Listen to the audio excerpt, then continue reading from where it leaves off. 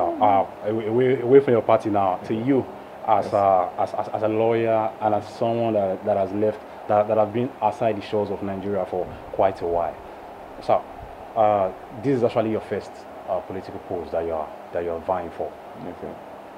So, how the experience you're going against some of these candidates that have you have an incumbent talking about the PDP man, Okay. and also SDP, there's PDP, there's APC.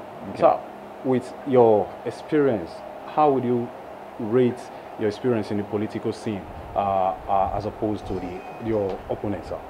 Of my opponent, only one of my opponents has ever tasted political office. That's the incumbent. Yeah. And before that, he too, a contested, but has never held a political post.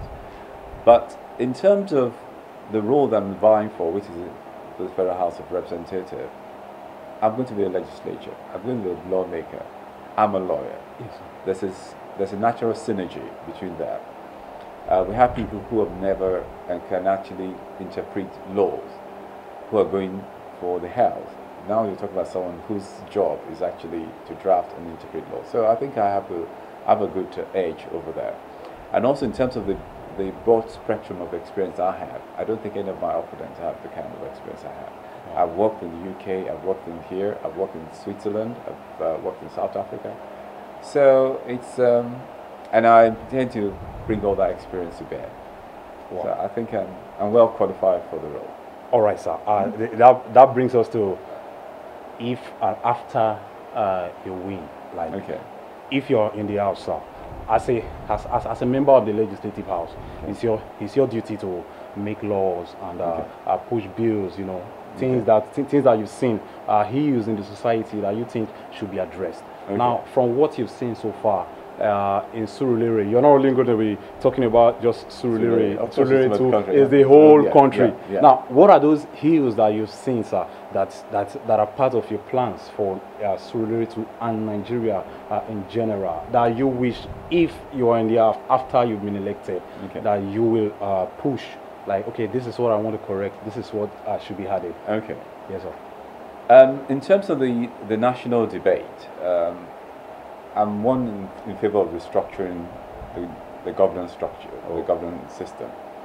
I believe power is concentrated on the center too much, either at the federal level or the state level.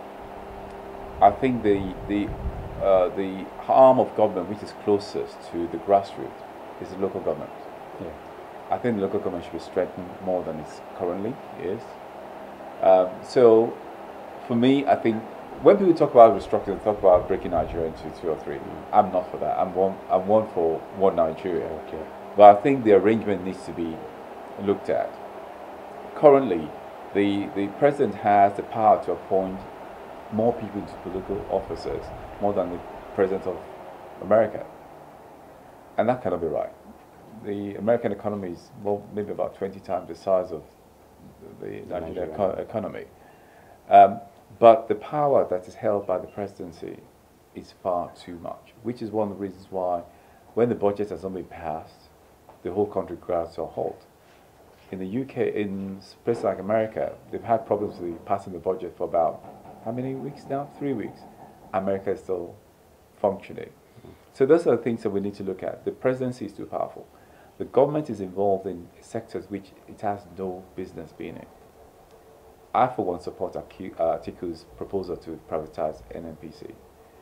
Commercial ventures like that, I don't see any reason why government should have any part in it. There are industries that the government should champion, and those are the social amenities: health, education, road, housing.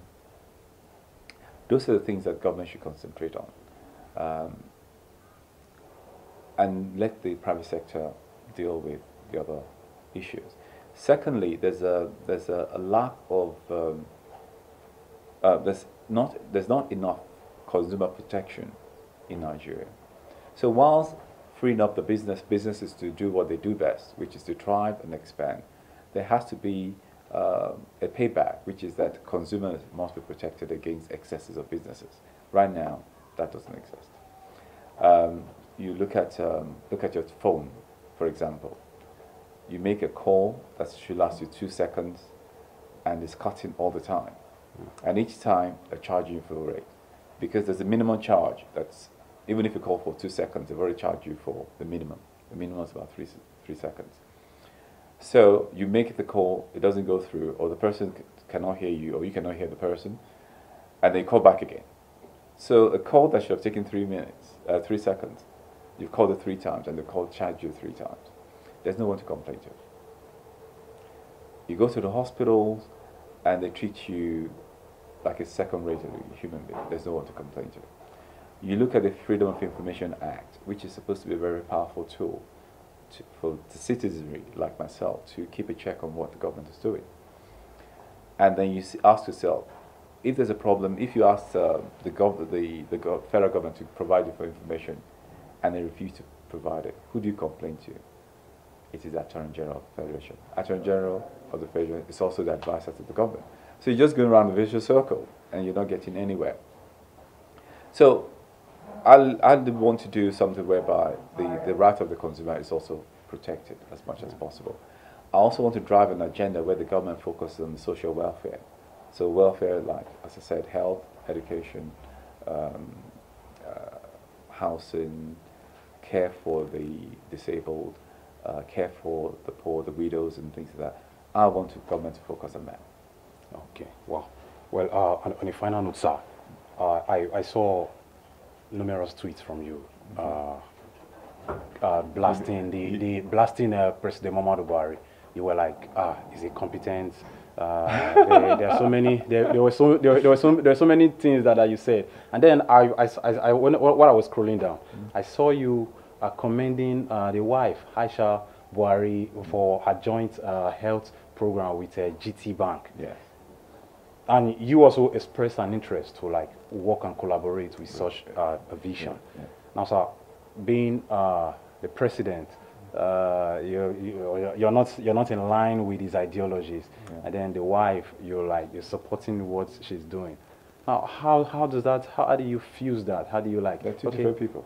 Okay, but if the husband is not in power, do you think that the wife can carry on with such projects, sir? From what I've seen her do, yes, she can.